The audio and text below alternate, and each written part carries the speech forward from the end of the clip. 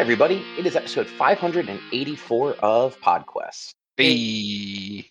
It is Wednesday, October 21st, 2025. I am Chris. With me is Drootin.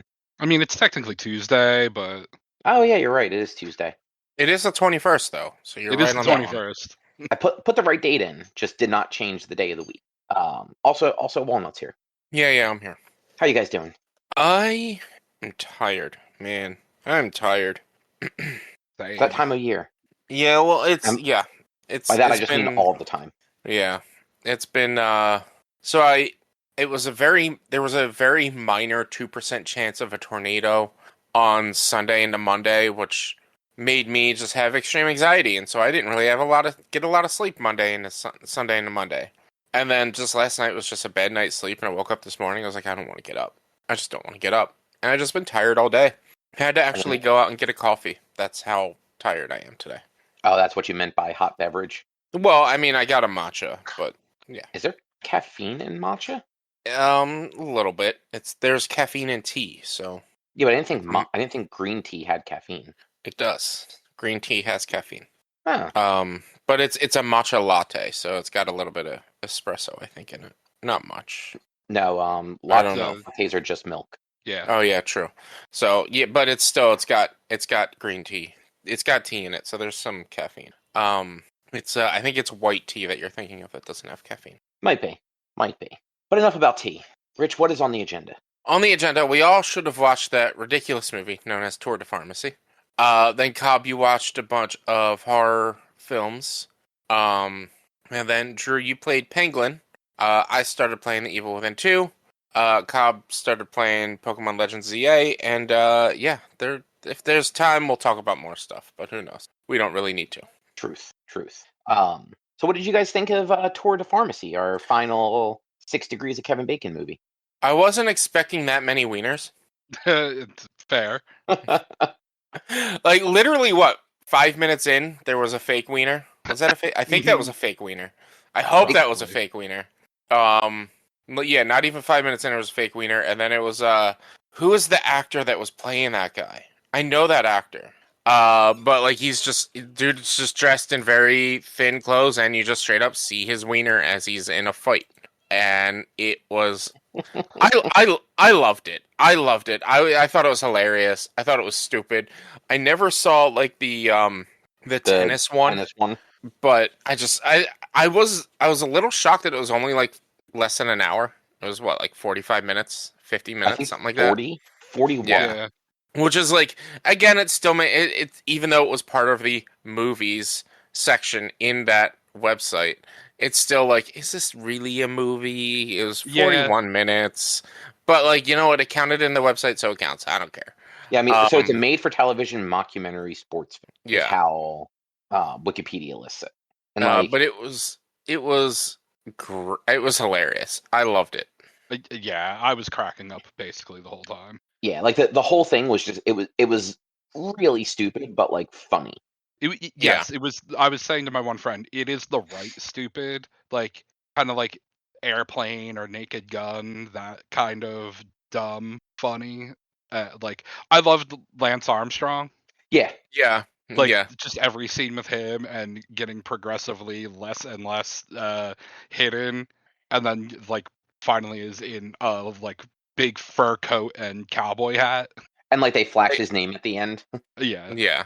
I didn't realize that was Orlando Bloom playing Juju Pepe. Yeah, no, it took me a minute, too. Because, like, I looked at the thing, I'm like, okay, Orlando Bloom's in this. And I'm, like, looking, I'm like, which one is Orlando Bloom, though? Mm-hmm. Because everyone else I recognize. Yeah. But, yeah, it had a phenomenal cast for a movie like this. Andy Samberg, John Cena, Jeff Goldblum, Daveed Diggs, which I think that's the only thing I know of him but he played a major role. Obviously, Kevin Bacon. Super familiar though. I mean, he's done a lot of stuff. He's like, the thing he's gotten biggest for is being Thomas Jefferson and Lafayette in Hamilton. Mm-hmm. But I've never seen those, so yeah.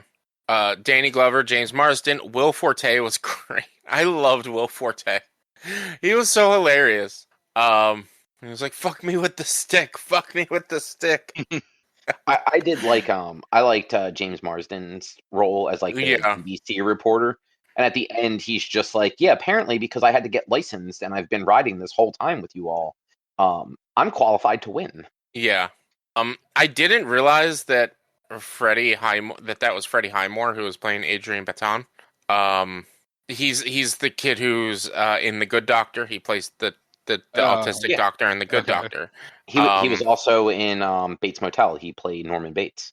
Yeah, I didn't realize that was him. Like the whole time I was trying to figure out who it was, and I didn't realize it was him.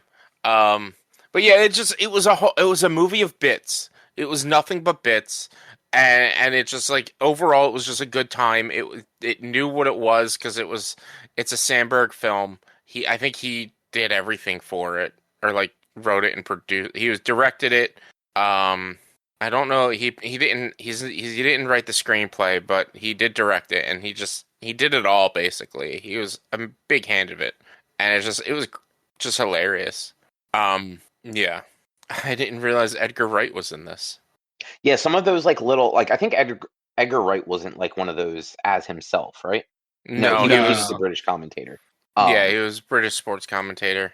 But like Mike Tyson popping up and saying how like he used to be a cyclist until he got into a fight after someone stole his bike and realized he was better at fighting.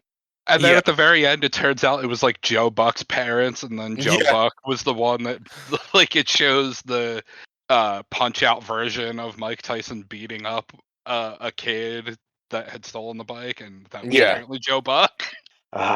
And then the J.J. Abrams saying that Juwanna Mann might be the best movie ever.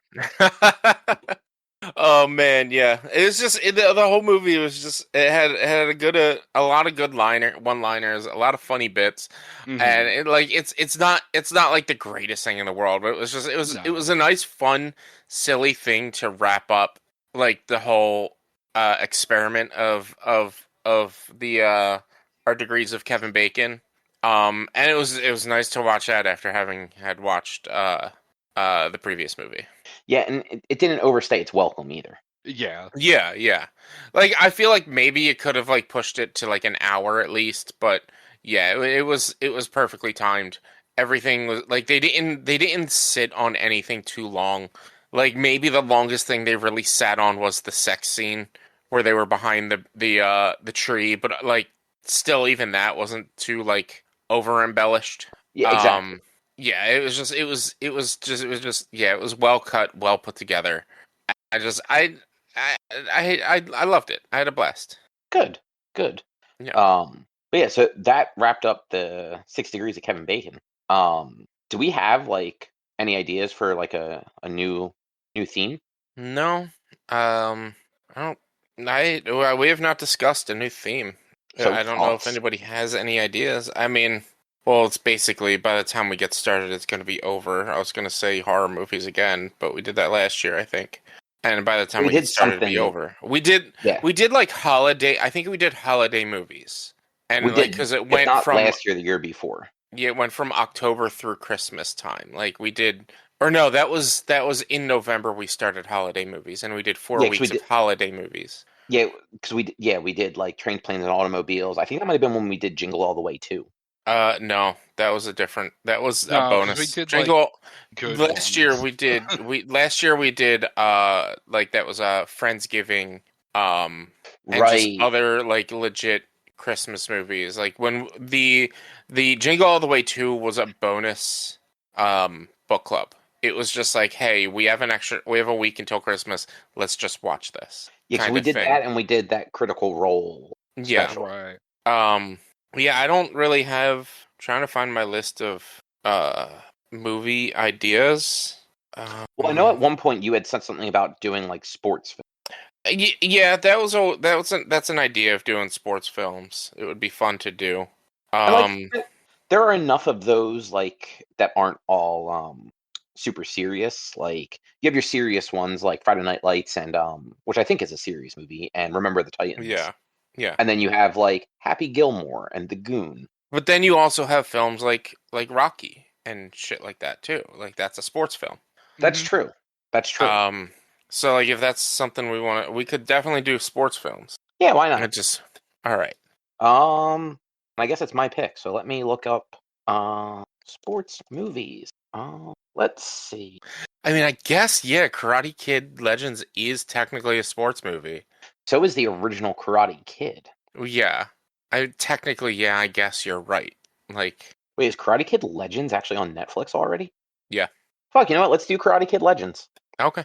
Looks like I'm watching the last season of Karate Kid, or of Cobra Kai this weekend. So they're not connected at all. They do connect it in the Netflix release version. They Really? connect it slightly. Yeah. They hold on, it's been a while since I talked about it, but from what I hear, like, they kind of connect it in the Netflix version of Karate Kid Legends. Interesting. Okay. So I will probably have to watch the last half of the last season then. And I'll know nothing. I mean, have you ever seen the original Karate Kid? No. Do you know the gist of it? Yes. That's all that matters. Daniel's a villain. That's the core thing there. And like the Legends is just they're bringing together the Jackie Chan reboot from like 2011 or whatever with Will Smith's one kid with Ralph Macchio's version of Daniel. In like I think in China for some reason. Like I'm not 100% sure. No, I think they're in New York. Oh, I see. I thought it was actually in like China or something based on like one of the school scenes, but maybe you're right. Either way, we'll watch it. It definitely seems like it can be watched as a standalone. So yeah, 2 weeks, Karate Kid Legends, because it's on Netflix already. Which It looks like it's like a post-credits sort of connection, either in Cobra Kai or in Karate Kid Legends. I'm not sure. That really pulls them together. Maybe so like karate, maybe Cobra Kai. Yeah, maybe Cobra Kai has like a post-credit scene of Daniel going off to whatever this movie is. I don't know. Whatever the Google AI was saying was like it's a post-credit scene where it brings Danny and Johnny together at Miyagi Dojo. So we'll see. But yeah, Karate Kid Legends. Like, hey, we haven't done a new movie for a book club in a long time. That is true. At least not like I don't know that we've ever done one this new. No, yeah, like probably not. Excuse me. All right, cool. Now I'm wondering if Gran Turismo would be a good sports movie to watch too. Oh God, no, that would be terrible. I mean, it counts, but why would you do that? I don't know where the rating is, but audience ratings have it pretty high. Rotten Tomato has it at 65. IMDb has it at a 7.1. I'm thinking of Need for Speed. That movie. Yes. Gran Turismo is the movie based on the story where they did get somebody who was really good at Gran Turismo to race in races. Yeah, I forgot that they made that movie. I was just thinking of Need for Speed with Aaron Paul. Yeah. Okay. All right. Well, I guess moving right along, I watched a few more movies, as you'll do. Yeah. What movies? There was a couple. Yeah, so I didn't. So we watched some stuff that like either I've probably talked about before, or it's just not worth talking about. Like we started watching like Nightmare on Elm Street and things like that. Yeah. But some of the newer ones that we watched this past week, we watched one called Bring Her Back, which I think actually came out this year. Yes, 2025. And it was a weird one. So these two kids, well, they're like teenagers, brother and sister, find their dad dead in the shower and get sent to live with a foster person who already has like a foster kid there who's like this like mute, very weird child. Like the first time you see him, he is standing in an empty pool holding a cat that does not want to be held, as the cat like basically like scratches and tries to attack him. And throughout the movie there's just like there's some really gnarly body horror stuff in this movie where like one of the teenagers is like cutting up fruit and offers it to the kid, and the kid like takes the whole knife to eat like the piece of fruit off of it. The kid turns his back for 1 minute, turns back around, and the kid has started eating the knife. Like his entire mouth is just like destroyed because he's literally biting down on the blade of like a chef's knife. And it was uncomfortable. But yeah, the whole movie ended up being like part actually like supernatural, but also part just psychological, where this foster mother was actually a bad, like she was awful. She was acting like everything was great with these kids, like getting them drunk and stuff like that. and then when the older boy would pass out, she would go pee in a like jug and then pour it on him. So he kept thinking he was wetting the bed. Weird. Yeah. And so that kid's sister, I want to say she was deaf. There was blind. She wasn't all the way blind, but she was blind enough that she was meant to use like a cane for getting around. And so like this foster mom at one point, the girl is like sleeping. She goes into her room, punches her in the face, and then runs away, knowing that like if the girl like opens her eyes, she's not gonna be able to see anything clearly right away. And then blames it on the brother, like saying that she saw the brother do it, and he had like a reputation as like being a troubled youth, so no one believed that he didn't do it, even though he was very protective of his sister. Like it didn't make any sense. And meanwhile, like this other kid is just there's something supernaturally weird about him. Like he can't leave this ring that's been drawn around their property. If he does, he like falls to the ground and starts like convulsing and screaming in pain. So it was really weird. And like I said, like it did this weirdly good job of walking this line between like a psychological thriller and like an actual like supernatural like horror movie. It was good though. It weird but good. Yeah, it sounds weird. Yeah, it was 100% weird. Yeah, I mean it's an Australian-based movie, so I can already like as soon as I saw Wiki say 2025 Australian horror film, I'm like, this is gonna be so weird. It's gonna be so weird. Stuff that comes from Australia, very weird. Yeah, 100%. After that, we watched Megan 2.0. Oh, the action film. Yeah. I exactly. saw what movie was it that I saw the trailer for Megan 2.0 and I texted you. I think it was maybe it was Superman that I was watching and I saw the trailer for Megan 2.0 and I had texted you. I was like, Megan 2.0 is an action film? And might have actually been Thunderbolts, because I think that movie came out a while ago. I don't know. I don't remember. But yeah, they turned Megan, which was a horror movie about like basically it was similar a to Chucky is basically a Chucky movie, but different into now Megan is a superhero kind of. And so it was a little different from that. So they basically set it up where even though they destroyed like this AI at the end of the first one, the government basically got copies of it and built like a new AI that they had a little bit more like they weren't taking full control of. So like they had more fine control over that one, and they weren't giving this one like full autonomy of itself or like self-awareness to basically go do like hit jobs and stuff like that. And for a good chunk of this movie, it seemed like that AI had like become self-aware and was like on the run to like take that. It was basically killing people responsible for creating her so that no one could shut her off. And then you find out that's not the case. And they have a little twist, but because that's happening, the original Megan pops back up as more of like a virtual thing versus like an AI in a body. Like literally controlling like the smart devices in the lady's house that built her originally.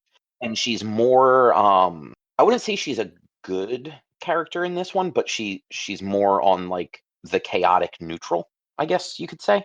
Well, I mean, I've never seen Megan, but I know that like the whole idea behind Megan was that she was created to defend the little girl, to protect the little girl, and she just takes that overboard, and that's really kind of how this goes. Is like from what I remember seeing of just the trailer, they put her back into a body to help protect the little girl who is now going to be killed by this other AI. So it's not just the little girl though. And it's actually less the little girl because the AI doesn't have any. The little girl has nothing to do with this other rogue, like apparently rogue AI. It's the aunt and her friends that it's coming after because they're responsible for like its base code essentially. But yeah, so this Megan at this point has like had a couple years to like basically become self-aware in like a real way, and is much more like snarky and sarcastic, but also like trying to genuinely be helpful. And like make some like allusions to, having realized the error of their ways when it came to being a little overzealous with the protection mandate. Because like in the first one, like she literally chases down a kid who like kind of bullied the girl. I don't remember how bad it was. And if she didn't kill him, she definitely permanently disabled. But I think she actually killed him. And then like at the end tried to kill the aunt and all of her friends, not because they're trying to turn her off, but just because the AI felt that they were a threat to her protecting the little girl. Yeah. And so like this was not a horror movie at all. It wasn't even like a thriller or anything like that. They really did just go like full like actiony movie with it. But like Mhm. it wasn't bad. It was cheesy, but it was still like it had some fun bits. Which if a movie has at least got some fun, I'm okay with that. Yeah. Um, It's just it's unfortunate that they took the horror theme and turned it into that. I was just like, when I saw that, I was like, that's ridiculous that they did that. That's just so ridiculous. yeah, I agree. But at least like if that's the way that they're gonna take it, like at least they can just keep going in that direction, if that makes sense. Yeah. Like it's it doesn't seem like they're going to circle back and make it a horror franchise or anything again. Yeah. But after that one, we watched a movie from like 2016 called Hush, which it's a Mike Flanagan who he did like Haunting at Hill House and Bly Manor and The Midnight Club and Midnight Mass, Mhm. and a couple other things like a lot of those Netflix things. So this movie is about a deaf mute writer who kind of lives in like a real nice house, kind of like in the woods, and this guy shows up, and the first thing you see him do is he murders her neighbor for like no reason. He's literally just out there killing people for fun. Mhm. And like the whole movie is basically her trapped inside of her house as this guy like toys with her, because like, and he actually tells her like, I can get in there anytime I want. I'm just going to fuck with you until I feel like I'm ready to kill you. Mhm. And like he turned off the power, like he had already stolen her phone because again, she's deaf, like he can walk through her house and she doesn't know it. And so it's her kind of trying to survive while this person is hunting her, and she has no real way to like avoid or track him, other than finding ways through her own house that maybe like he wouldn't think of. Yeah. And like unfortunately, like that character was never like, it was hard to care if she survived or not. Like she didn't have the she didn't have the best personality, like as far as like she was just kind of like off-putting to like her neighbor Mhm. and all, who seemed to be genuinely like trying to be friendly with her. But it was still interesting because it was just, oh yeah, like how would a person that can't hear or speak like survive anything like that when Yeah. there's no Yeah. power, she has no way to call for help. Like she's just SOL. Yeah. It's an interesting take on the victim of a horror movie, but yeah, if the victim themselves, if the lead character isn't like particularly a likable character, then it's hard to make a likable movie in that sense. Exactly. And it was one of those like I enjoyed the movie. It wasn't bad. And she did become a little more sympathetic as it went on because like she really did get put through the ringer. Like she got shot in like the leg with like a crossbow bolt, stuff like that. Like and Mhm. like a couple times like she got the upper hand, but like at one point she manages to get the crossbow from the guy. Um but crossbows are not easy weapons. No. Like they're very hard to like reload, and if you don't know how to do it and you're not used to doing it, like that's not a thing you can just do first try. Yeah. So that there's like a stretch of the movie where like the guy is like stalking around the house and some other stuff is happening where she is just struggling trying to like get the crossbow reloaded just so she has some sort of defense other than like Mhm. knives and stuff like that she would have to let him get all the way up to her with. But she does like in multiple occasions managed to like give him some scars too. Like at one point she manages to hit him so hard with the back of a hammer that the things you would use to like pull a nail out, like the claw on the back of a hammer, gets wedged Yeah. into his forearm. Okay. And like she has a smart move towards in the movie too. Like she's a writer, she has her laptop, even though like there's no internet or anything, like the laptop still has power. So she opens it up and in like the document she had been like writing her book in, she starts typing out like a description of the guy and what happened. Like and then like signs off and like this way like if she dies and like the guy doesn't like steal all of her stuff, which doesn't seem like his MO. He was literally, his crossbow had little tally marks on it. He was literally just out there killing people. Somebody was going to find her stuff and see the description of this guy, and like, you know, she included like the tattoos he had and stuff like that. So, you know, she was at least smart about being hunted. Yeah. And then the last one we watched was this year's Strangers Chapter 2, which last year was Chapter 1, which is, I'm not sure if it's a like a soft reboot or a sequel, or how exactly this was like pitched. I haven't looked that up, but Strangers is basically that movie where like a couple goes to like an Airbnb or like a cabin or whatever, and 3 to 4 people in like weird masks show up and just murder them for no reason. Like it's not even like a torture thing for the most part. Like they actually just kill everybody and then leave and go back about their business. So the first one followed 2 people. That's the whole setup. Like they're at an Airbnb in like rural Oregon, because they're like on a trip to, I want to say maybe like Seattle or something. I forget exactly how the first one, like what the premise of like why they were there was. But then like these people come out and start hunting them, and the movie ends with the boyfriend dead and the girlfriend ending up at the hospital, but like the killers are all still out there. So she is a loose end, and this one basically picks up with her waking up in the hospital like a day or 2 later. Okay. And usually in these sorts of movies, like either there's like a time skip where, you know, she's in the hospital at the beginning, and then like they kind of go through like the 5-10 minutes of that. Maybe even like the killers show up and she manages to like stop one of them and like get away. And then it like does like a time skip where it's like 1 year later, 2 years later, like something like that. And she's like has to go through it again. Like that was kind of like that's the classic setup for a lot of those like these like hunter slasher movies. Yeah. This one didn't do that. It literally just, the movie picks up almost immediately with these people trying to get her to like clean up loose ends. Even though like she didn't see what any of them look like, she knows nothing about them, other than like the weird masks they wear.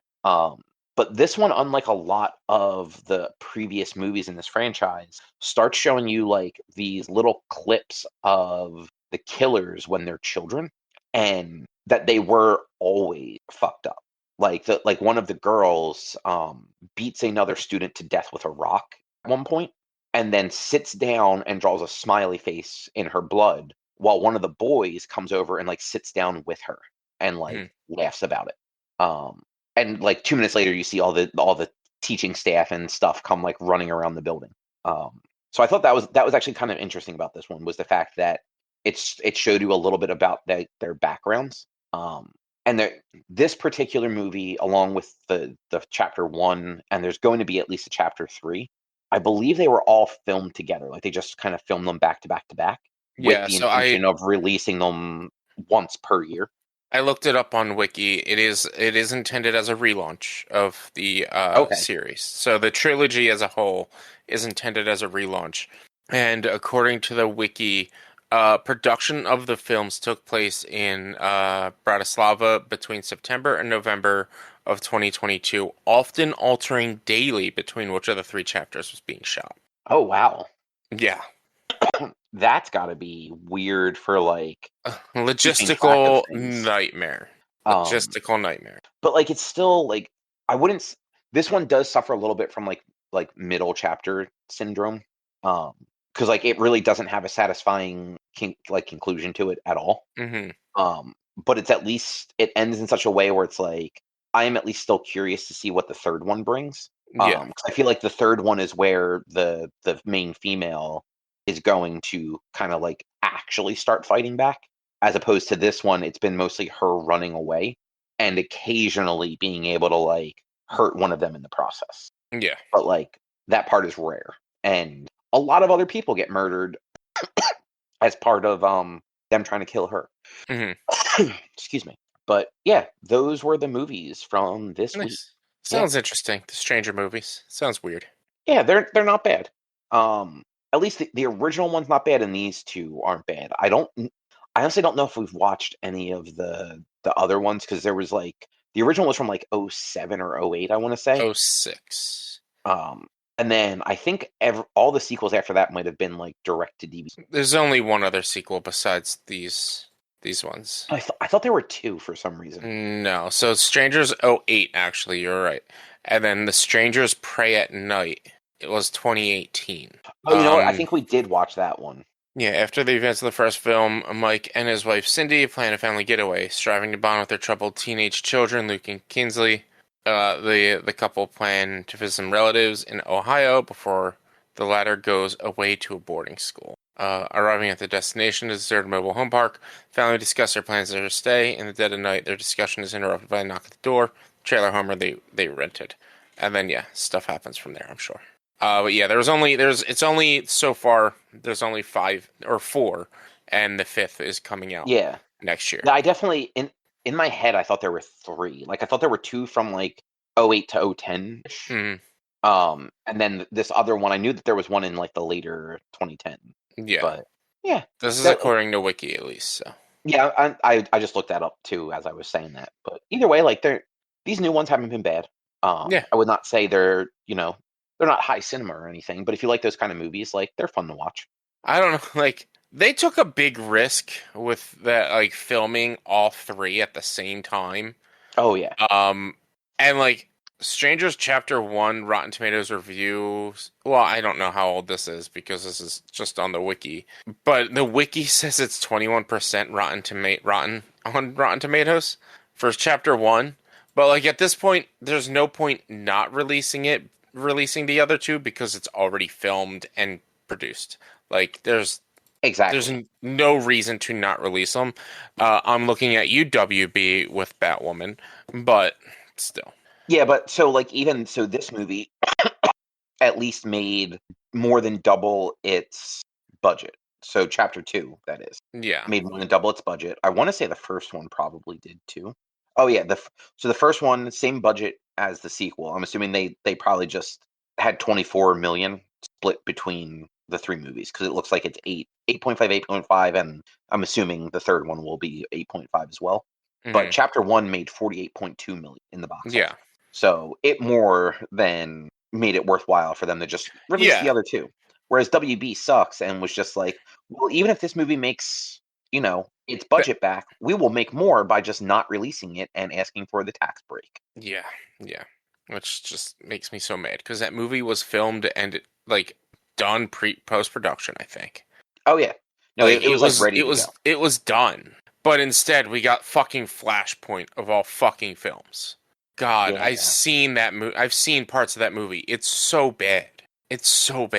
Anyway, though, let's not talk about Flashpoint. Drew, what is Peglin? I'm not sure what this is. It's Peggle, but a roguelike. What? Yeah. It's very Slay the Spire in like the progression. Okay. Like you start on a level and then you clear a Peggle board. There are enemies at the top, and you do damage based on the different orbs you get. You start with just 2 rocks and a dagger orb. The dagger orb does more damage if you hit the critical damage thing. If you remember the orange pegs on a Peggle board bonus points. Yeah. I just brought up a picture of it too. Yeah, so the yellow ones on Peglin are the critical damage and will boost all the damage you've done to the critical damage value is for that orb, and then the other pegs are just normal. So if you don't hit a critical, you just do the normal damage. And then you gotta kill all the enemies, and then you move on. There'll be branching paths. Very similar to Slay the Spire. There will be enemy encounters, treasure chests, doors, and then question marks. Either could just be another enemy encounter, could be another sword, but could also be a random event thing. I came across a guy who you could either give him some money and it's an investment and you wind up running into him again later. I wound up making money when I gave him money on the investment. Or you could flip a coin or have it flip a coin and either you get a new orb or you take 1 health damage. And you could keep flipping the coin. I kept just taking damage the one time I did that. So eventually I was just okay, I flipped it 3 times and not 1. I'm out. Yeah. But yeah, I've gotten past the second boss so far. It looks like there's like 3 or 4 other characters to unlock, and there's a shitload of different orbs that do different things. Like some give you armor instead of doing damage. There's ones that will heal you and then do damage to enemies based on how much you got healed. Lightning bolts, ice things that'll lock enemies in place, because the enemies will be moving from the right of the screen over to you on the left of the screen. So any of the melee enemies have to get all the way up to you do damage. Then some of them will do ranged attacks, so they might not actually move. You can get abilities that will like make your attack everything in the line that you're aiming at, because you can sometimes pick which enemy you want to target. Some orbs will just attack the closest thing to you. Some hit everything. It's cool so far. My brother has played like 200 hours, so he finally convinced me to buy it. That sounds about right. Yep. Yeah, Peggle games have always been great. I wish I've played more of them. I wish I had time to play Peglin right now. I just have so many games on my list and backlog that I need to play. But the game looks great. It looks sweet. It looks fun. Yeah, I mean, if you like Peggle, it's Peggle. Yeah. It does, like looking at the screenshots, it does actually look pretty cool. Yeah. Yeah. You need like so far it's been definitely been good. Definitely worth the like $13. Honestly, if they had their sale going on until next Thursday or Friday next week, I'd consider they have a bundle for Peglin and Deep Rock Survivor, and I'm like, I kind of want them both, but I think Deep Rock Survivor is on Game Pass right now, so I don't think I really need that. And all Deep Rock Survivor is like a Vampire Survivors, but with Deep Rock Galactic characters. So. Okay. Yeah, so it's on Game Pass anyway, so it doesn't really matter. Doesn't it, though? It doesn't, because I believe I think Xbox owns whoever made Deep Rock. I'm not sure who made Deep Rock Galactic. Ghost Ship Games, which is, I don't know. I don't know who owns them, I'm going to be honest. But like it's been on, their parent company's Embracer Group. Oh, okay. Well, it's been on Game Pass for as long as I've had it, which is why I'm just like, yeah, the Survivor game will always be on Game Pass, so I don't have to worry about buying it. And it's like, that's a single player game to where it wouldn't matter whether I bought it or not. But like Deep Rock Galactic itself, they actually might have crossplay now, but before they didn't. And so I had one friend who had it on Steam and one set of friends who had it on Xbox. So depending on who I was playing it with, I had to uninstall it and reinstall it based on whatever thing, so I didn't have it installed twice. Oh, that's stupid. Yeah. But I also wouldn't, the stuff wouldn't copy over to each other because it didn't have cross progress. So like I had different stuff for Xbox than I did for Steam. But I think recently they've created crossplay for Steam now. I don't remember though. But yeah, Peglin looks great. Yeah. I've seen things about it. I like the idea where it's like what was that other game that's like Tetris but you're fighting things. I don't know. Okay. I do know what you're talking about, but I cannot remember. Sounds familiar. Yeah, but there's a couple of games like that where it's like you have the top of your screen is one thing, but your game area is the bottom thing, and it's like I like that concept. I guess, can you like choose who you're attacking on the top screen, or does it just attack as you do things? In Peglin? Yeah. You can choose, although I think it's dependent on what orb, like the one that's about to be shot. Mm-hmm. Okay. But you can definitely like move your mouse cursor up there and click on different enemies. But I don't 100% know if like I said, I'm pretty sure the like the rock and the dagger, even if I were to pick the like third guy in the line, I think it would just hit the first one. Yeah. So it depends on what you hit and what. Yeah, okay, makes sense. But I do like the whole, because a lot of like sort of roguelite puzzle games do that. Like choose your path system where it's like it's a grid, and once you clear, you can only go forward. You go left or right or to the like. I like that idea of a grid system. There's a few games that I've played recently that had that. And by recent, within like the past 3 years, Oaken, I think, is one of them that had something like that. and that was like a roguelite battle game. That was something that we had Oaken, yeah, which I think that was like a review copy for something. That sounds familiar, yeah. Turn-based tactical roguelite, and it had like the levels was a grid-based system where you had to pick which path you would go, and it was yeah, every run was different, and yeah, it's a cool concept. The strategy idea behind it, I like it. Nice. Drew, anything else you want to say about Peglin? Nah. I'll have more to say once I like get further in the game and actually. Nice. Well then, Rich, how's Yeah. how's the beginning of Evil Within 2?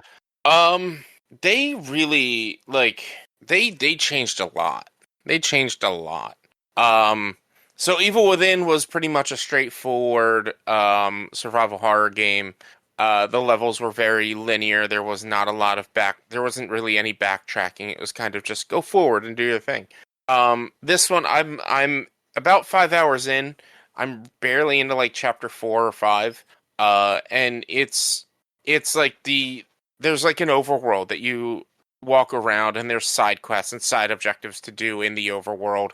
And like when you kill all the enemies, they're dead until a certain point happens in the story where then they all get resurrected again. And obviously the more you do, the more you unlock, the more you can level up and upgrade and repair your equipment. But then obviously the longer the game's going to take. And it's just, it's different. It's different. It's a little bit better. I enjoy it a little bit more than I liked the first one, but I wasn't like that big of a fan of the first one. It's just because it's still that level of pseudo psychological horror. There's not a lot of like majorly scary things. It's like the monsters you encounter are the scary part, and the whole story is just like it's awkward and weird because you're in the mind of someone in a digital world, or like you're in a digital world that's being controlled by someone's brain, basically. And it's just it just doesn't connect with me. It really doesn't. It's not bad. It's just I don't know. It's not what I was hoping to see in this game. I know this is the one that people generally point to as like the better liking one more than the first one. And it is better than the first one. There's like a better upgrading system. So for instance, in the first one, to upgrade your weapons, to upgrade your character, it all used the same utility. It all used the same currency, essentially, which was this green gel that you found. In this one, it's if you want to upgrade your weapons, you have to find weapon parts. If you want to upgrade your physical and your physical abilities, you have to find the green gel. You generally get the green gel from killing enemies, and you get the weapon parts from finding them around the world and stuff like that. There's a whole crafting system where you can craft in the field, but it costs more money or more crafting materials. Or if you find a crafting bench, you can craft in the crafting bench. Which is pretty cool. Like, and the base world that I was in, the area that I was in, like it's pretty big and it's interesting, but it's also like I got stuck in a situation where I was being chased by somebody that I don't know what I was supposed to do. It just showed up and I just had to run away from it because like it moves slowly and just wait. And while the thing is there, nothing is loaded in, nothing spawns in. You just have to run from this thing and not be seen from it for a while. And it was just like, I don't know what's going on. I can't kill it, and I don't know what's going on. And it was kind of dumb. But yeah, it was, I don't know. It's weird. It's a psychological survival horror kind of game. So like things are going to be weird at first until your character starts learning it.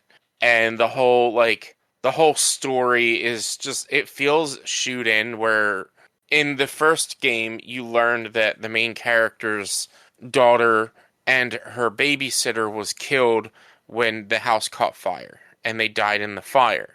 And then your wife, you and your wife were both detectives for the police station, and your wife was like trying to figure out what happened and was onto something, and she went missing and disappeared while she was tracking down and figuring out what happened to her daughter. So like they kind of sewed in that like maybe it wasn't just cut and dry of like either arson or just an accidental fire.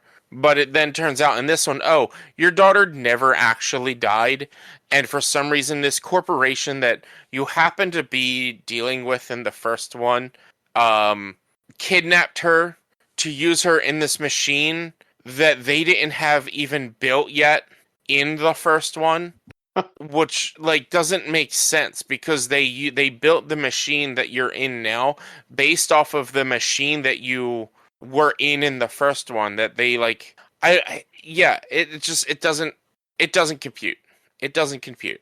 And so like if I feel very disconnected to the story, and like the whole thing is like they're basically trying to build the Matrix.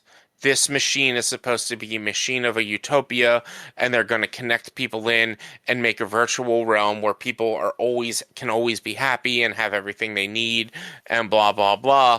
And it's like, oh, so you're making the Matrix. Well, we've already got 3 full movies of the Matrix about what happens when you make the Matrix. So do we really need a horror movie about the Matrix or a horror video game about the Matrix? We have 4 movies about the Matrix.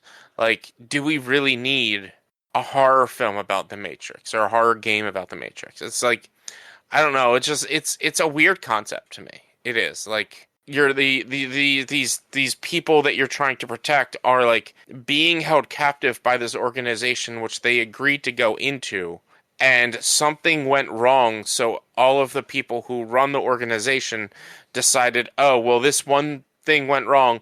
Let's just kill everyone that's in here and get a bunch of new test subjects. Yeah, no. Like, I don't know, it doesn't sound bad, but I can understand why it's maybe not like clicking for you. Yeah, Like, it's not just the game you wanted it to be.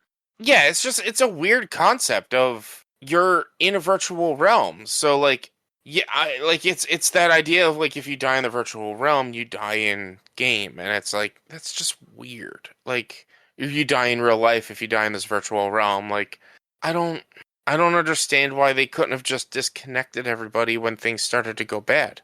And it's like, oh well, the core, something happened to the core of the virtual realm, which the core happens to be your daughter, who your daughter like I gotta figure out the timeline of this. Give me 1 second. So the little girl gets abducted at the age, or dies in the fire at the age of 5 in 2012. And I guess the game takes place in 2014. Okay. No. Sebastian, her father believes she's dead. Myra went to find her. Just to save them both. In the second game, what is the timeline of the second game? Is the question. Because like she's still running around as if she's a child. And like the second game was released in 2018. So she would be at least 6 years older. She would be 11, 12 if it's actually 6-year difference. If it's like 2018 that the second game takes place. It is some time between the first game and the second game, and the first game takes place in 2013 or 2014. So like, but she's still running around. So I thought maybe more time had passed, but it's weird that like she still sees herself as that 5-year-old child, and she is somehow the connection and the core of this whole virtual universe. But like, it just doesn't make sense to me. It's like, why can't you just disconnect them when things go bad? Like, why do they need to get to like a phone like in the Matrix or some shit like that to actually exit? Why can't you just like, all right, I'm going to disconnect them. Things are going weird. Let's disconnect them and find out what happened. Yeah, it just doesn't make sense. Yeah, that is a little weird. Also, not quite knowing like the timeline also makes it a little weird too. Yeah. But hey, maybe it'll get better. Because you said you're only like 4 or 5 hours in. Yeah, I'm about 5 hours in, but the game, according to How Long to Beat, is only about 15 hours, even with the way I would play. Even though like it's like 17 chapters, I'm only on like chapter 5, but I guess because certain chapters are much longer than others. But I don't know. Yeah, I guess you will find out. Anything else you want to say about the Evil Within 2? Not really. Fair enough. All right. Well, I, on the other hand, have started playing Pokemon Legends ZA, which better than I expected. But the like intro tutorial is just mind-numbingly long. Yeah. It took 3 hours to get through the tutorial. Jeez. Yeah. Long. And throughout the tutorial, you have to do the same things over and over again, which makes it like feel a little bit more tedious. So the setup for this, and it's been shown in like a bunch of the directs and all, is you're traveling, you go to Luamise City, or however you pronounce it. It's supposed to be Paris. Mhm. And this is sometime after the events of X and Y, which is the generation that City is from. And the city is going through kind of like a reconstruction, restructuring, where there are sections of the city that are designated as wild zones, and that's where you go to catch Pokemon. And then there are areas that at night become Pokemon Battle Royale zone. And there's this competition going on that the trainer that makes it to A rank gets a wish from like the local government. Excuse me. So you get into town, you get like a person comes up to you and talks to you about something, and then a Pokemon comes by and steals your bag, and you chase the Pokemon. Turns out it was like two idiots Pokemon that stole your bag, and they challenge you to a Pokemon battle. And the girl who had like started talking to you about like advertisements lets you use one of her Pokemon, and that's where you pick your starter between Chikorita, Totodile, and Tepig for whatever weird reason. And then she's just like, "Hey, you did really well battling with my Pokemon. Why don't you just keep it?" Mhm. So that's how you get your Pokemon in that game. And then it proceeds for like the next like 2 hours to drastically restrict you from what you can do and where you can go. And if you try to do any sort of exploration, the game immediately stops you, and you get the little like cell phone prompt of like, "Hey, as soon as you're done with X, come find me over at Y." And it basically makes you go through like 3 day-night cycles before the game kind of opens up to you, which is like a little annoying because it's a pretty big city and they keep you very confined to an area. And I get it to an extent. Like these are supposed to be for kids, and there are a lot of mechanics that are different from your traditional Pokemon game here. So they're really trying to like make sure you understand everything, and they're not just throwing out everything right up front. But you do like you actually get sent into like the first wild zone, and you are forced to catch certain Pokemon in there. By first you walk up to it was a bug Pokemon. I forget if it was a Weedle or a Scatterbug. But either way, like you walk up to one of them and they're like, "Okay, now just throw the Pokeball." And it's weak and a bug, so it just catches it. And then you have to go fight like a Bunnelby. I think is how you would pronounce that one. And that's the one where it's like, "Okay, we'll throw a Pokeball at that one," and it fails, and then it attacks. So then you have to like weaken it before you can catch it. Mhm. And then they're like, "Okay, cool, you got that." And like you also just got this TM, and you can only teach that TM to that Bunnelby. And that TM is the one you need to actually break these rocks so that we can get back to the hotel. So it kind of like strong arms you into like doing like certain things with like your moves. I will say like the story setup is actually pretty good for especially for a Pokemon game. ZA and his Floette from X and Y, who Rich, you and I talked about this a couple weeks ago. Like X and Y was probably the best like narrative Pokemon Yeah. mainline game. He now runs a hotel in the city with his Floette. Mhm. And it's basically the training ground for this group that you join, they are trying to make their way up to the A rank of this battle royale system. Yeah. And so that's funny. And his little Floette saves you at the beginning from like extra battles, because you basically get stuck out at night and you have to go through a few Pokemon battles, and then like 4 new people pop up to challenge, and the Floette shows up and does its whatever that like Reign of Ruin or whatever it's like crazy move that's only available to it can do. Yeah. And like scares everybody away. But then I forget what it's called. So the Z from Pokemon X and Y, the like one that it would have been the Z version. It was like a little Zygarde or something like that. I think I it's think the so. little it's like the green It's like a blobs that you found green in thing, Sun and but yeah. Moon. A piece of that is following you, and ZA Mhm. notices it, and so like there's definitely something like else kind of going on in the background. But yeah, so like you end up joining the battle royale thing. So every night you go into these battle zones and you fight as many trainers as you can to get enough points to get like basically a rank up ticket, and then you go do a rank battle with like a predefined person on the map. And if you win, you move up a rank. I'm assuming if you lose, you just have to redo that whole match again until you do win. Because I'm sure that's the story is you need to move up. Yeah. And then between that, they give you some like side mission stuff, which was similar to Legends Arceus. One of them is the acting CEO of like the big company in town is also like a research scientist, and she basically has you doing research tasks, which in a lot of cases are like catching Pokemon or using certain abilities in battle. And every time you level up her research tasks by completing them, you get like a new TM from her. And then the other ones are there's a detective in town who has made you her deputy, and you can go around and like help people solve their like mostly petty inconveniences. Like the first three that were part of like the teaching you how to do them was one woman wanted a Pikachu because she got a Thunderstone and she wanted to see what stone evolution looked like. One person, I forget, one woman lost a ring inside of a wild area that was also a cemetery, and it was stolen by a Sableye. So you have to go through the cemetery until you can find the Sableye, and then battle it and get the ring back.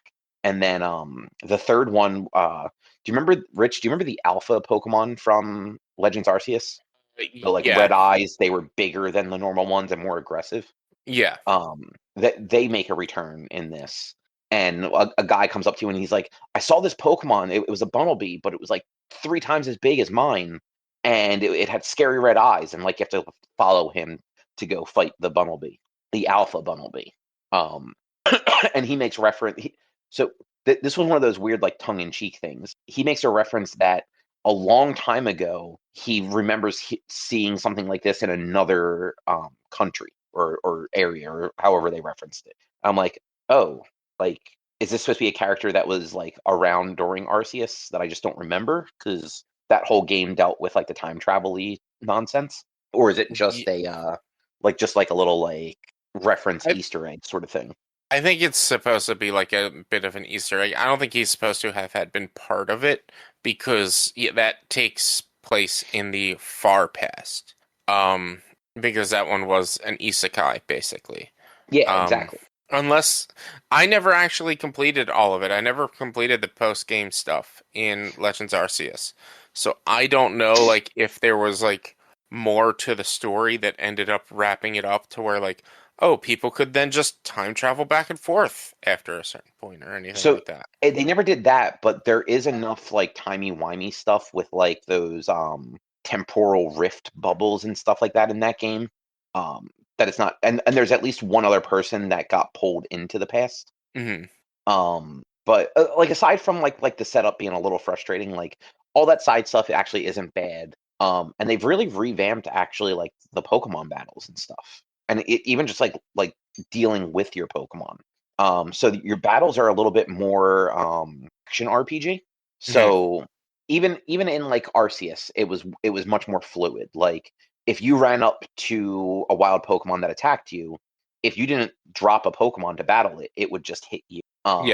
That is the case now, but it's actually even turned up a little bit because if you're just standing too close to your Pokemon when it gets attacked, you also get attacked. And I'm pretty sure Arceus wasn't like that. No.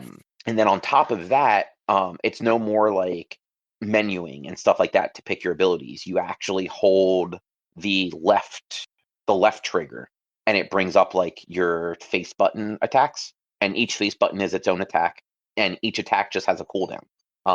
Anywhere from like 3 seconds to like 6-7 seconds so far, and you can just cycle through them. There's no turn order or anything. If your Pokemon is faster, you might just get off more attacks than the other. Which like it's actually pretty cool, and it makes like going through the battles different. And you don't. So like the other thing they added into it is because all that's happening, all your like leveling up and experience and everything is just like seamless. There's no like battle screen afterwards. It's just when a Pokemon gets knocked out, it just immediately shows you what experience your Pokemon gets, and like you're just right back to moving along, like just like a little pop-up in the corner. And there's just little text pop-ups on the screen telling you, oh, like X Pokemon leveled up, X Pokemon learned a new move. And it doesn't make you do your Pokemon already has 4 moves. You have to delete one to learn this one. You can freely go in after a Pokemon has learned something and just change out its moves at any time. You know, that's something Pokemon has always fucking needed. Fuck the move deleter and shit like that. If the Pokemon learns a move, you should be able to just easily swap it in and out. Like, that is a great the change to the Pokemon games in general. Yeah, like once I saw that, I'm like, wait, like I can just go in here and like swap them, and like anytime outside of battles, you can just go into your menu and like change out your moves. Like if you know there's a certain thing coming up, customize your moves to be more effective against those Pokemon.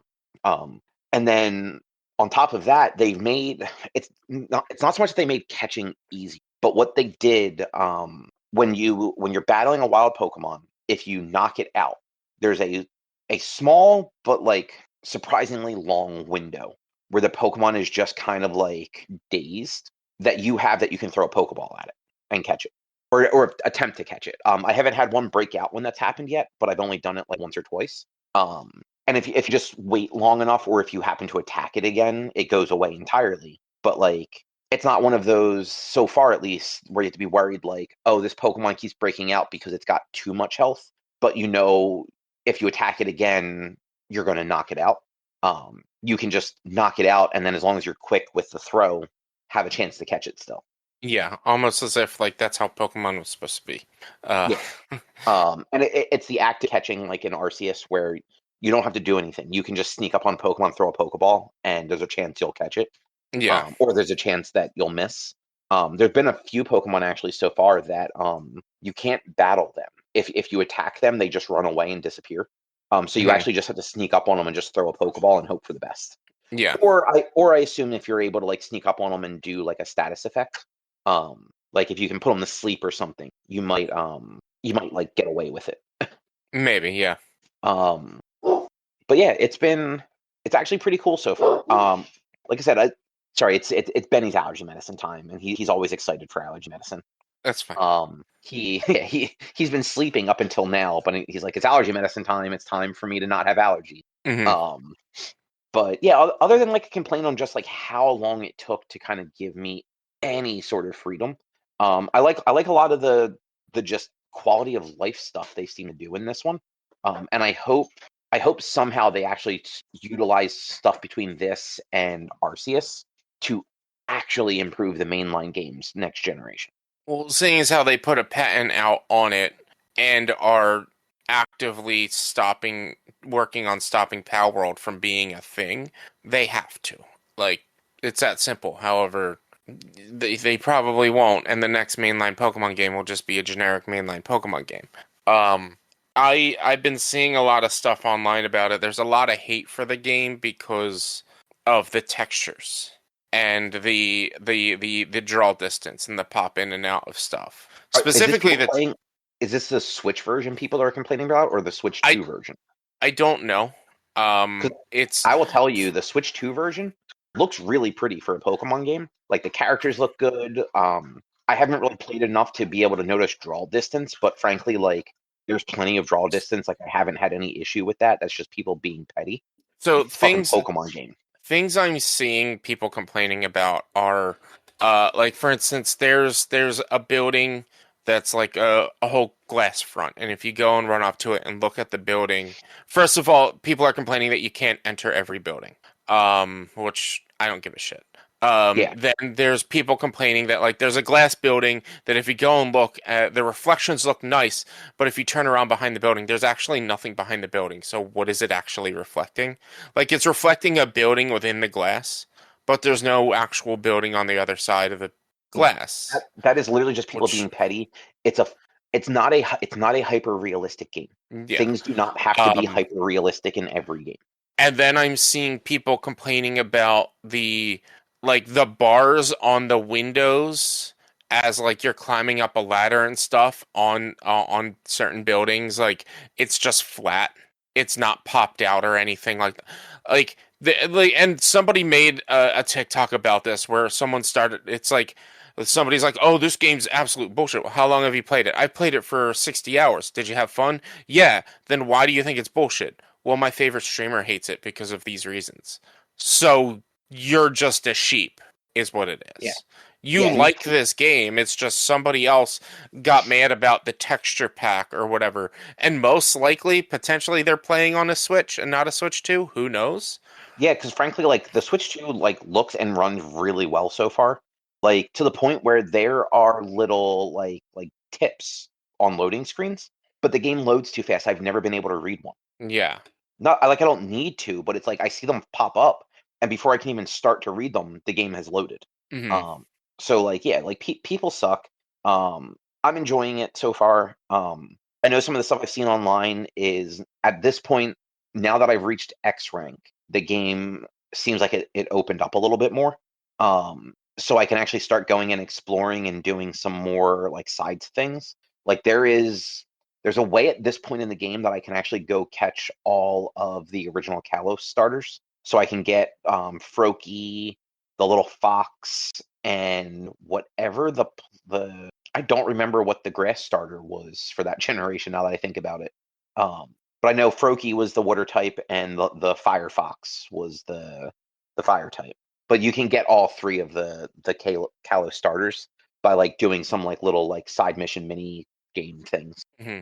Which like I'll probably go do because Froakie and like its final the Greninja, like that's a good water Pokemon. And water Pokemon are always kind of hard to get because like they're in the you have to go find bodies of water and I'm literally in a fucking city right. The first or the second wild zone has like a little lake through it. But the only water Pokemon in there are Magikarp as usual. So like I have a Magikarp. It's almost to level 18 when it should evolve, but it's not quite there. Oh, actually, evolution's another thing. You get to pick when to evolve your Pokemon after it reaches the level. It doesn't just default into the cutscene for you, which I kind of like. Like you get a little. I think that's how Arceus was. Was it? Because I couldn't remember because it's been just long enough ago for that. Because I think in that one you could level up very rapidly, so it was just like, all right, your Pokemon is ready to evolve whenever you're ready. Because it's the same thing. It's like the game is built around action RPG and not just RPG, so it's like it doesn't want to stop everything just so that you can level up. Yeah, this one has taken it like a little bit further as far as the action RPG, like I was saying. But like so far, it's all been like positive changes. So like it's fun though. I'm only like 5 hours in because like I said, like I've only been done like the tutorial for a little while, and I did spend a lot of time in like the wild areas trying to catch stuff because it tells you when you look at the map like what Pokemon doesn't tell you exactly what are left, but it shows like outlines, so you know there are some left. And when you catch all the available ones in an area, it says 100%. So I've been trying to like 100% the areas, but I'm assuming not all Pokemon show up all the time in these zones, and I haven't had a circumstance where it's been nighttime yet that I've been able to go to a wild zone. Because generally, when it's nighttime, you're going to like the battle zones to get the points so that you can do your next rank battle thing. Yeah. I shared a couple of like an article and an image that people are complaining about in our little chat window here. But yeah, I mean the game looks fun. I want to get it when I get a Switch 2. I know I can get it on Switch, but I'd rather just wait to get the Switch 2 and get it then. That is Switch 1. Those images. I can just tell looking at that. I don't know for sure that the textures are better on like I don't know that they're like popped out or anything, but like just looking at like the general look of the game and the player, my game looks significantly better than that. Yeah. And that's what I figured. It's just like they're playing it on the Switch, and this game was built more for the Switch too. Like I mean, or they're playing it on the Switch too and have it docked onto a TV, so everything does look a little weaker. But like I've been playing handheld, and it's very crisp handheld. Like, I've got no complaints, and I also don't give a fuck about textures on my background as I'm climbing a ladder. I'm just trying to climb the fucking ladder. Yeah, people nitpick, and it's like the big complaint is like, oh, this is like one of the highest grossing video game series of all times, and I think the budget was only like $10 million, and like they didn't put any money into it. And if they put money into it, it would look great and people would love it. And I'm like, did you have fun playing it? That's the question. Because this game is not built these games were never built for graphics. Never. Pokemon was never built for graphics. It was built for fun. Are you having fun? Like, if you're gonna bitch about graphics, stop playing Nintendo games. Because they're never going to be the top of the line. And frankly, like Nintendo first party, they managed to make their games look better than they should with the hardware they have. Mm-hmm. But like Pokemon is technically a third party game. Like Game Freak is not owned by Nintendo. Yeah. And technically it's only kind of half published by Nintendo because it's published by the Nintendo company, which is owned half by Nintendo and half by Game Freak. So it's developed and published by themselves. Yeah, and yes, these games have a very low production budget because they can. Like that's the thing. Like they just keep the games sell. Why are they gonna double the budget and like miss out on profits when they know they're going to sell just as many copies still? Like it sucks, but that's good business. And again, it's the textures of a building and whether or not you can go into the building. It's not that big of a deal. That's not the focus of the game. Yeah, I have not tried to go into any buildings other than the ones that I need. Yeah, I'm with you. I don't care about like how building 33 looks if it's a building that doesn't matter to the game itself. Like I'm not looking at the windows. I'm climbing the ladder to catch that Eevee or whatever. Yeah, exactly. Like I'm just having fun running around. Yeah, it's people are silly. People are just awful. Yeah. So far ZA has been cool. I'm looking forward to seeing like kind of how the story progresses because it definitely feels like there's more going on in the background. I just haven't gotten far enough to like see a lot of that yet. But yeah, do we want to talk about anything else, or do we want to call that a show? I think that's a show. We've gone long. All right. Well, in that case, if you would like to find more of our content, you can head over to www.one-quest.com. You can also help us out by supporting us at patreon.com/onequest. If you can't support us there, though, with your dollars, you can go to your favorite podcast platform, Apple Podcasts, YouTube, Spotify, all those places. Rate us, review us, subscribe to us. All of it helps. You can also find us on social media, facebook.com/onequestonline or at @1_quest on Instagram and Twitter. And our Blue Sky is at one-quest.com. Our YouTube channel is youtube.com/onequestvideo, and you can always send us emails to social@one-quest.com. And Rich, what is your streaming looking like? Twitch.tv/B_Walnuts for video game streaming. Mondays, Tuesdays, Thursdays, and Sundays. Sea of Thieves and Evil Within is really all I'm playing at the moment. What was it? The 1st of November, I'll be celebrating having reached 650 followers. So if you want to come play some Lockdown Protocol on November 1st, come hang out with that. And save the date for December 12th. I know it's still 2 months away, or a month and a half away, but still.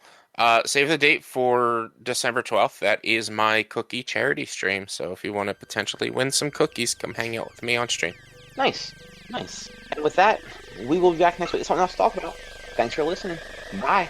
See ya. Bye.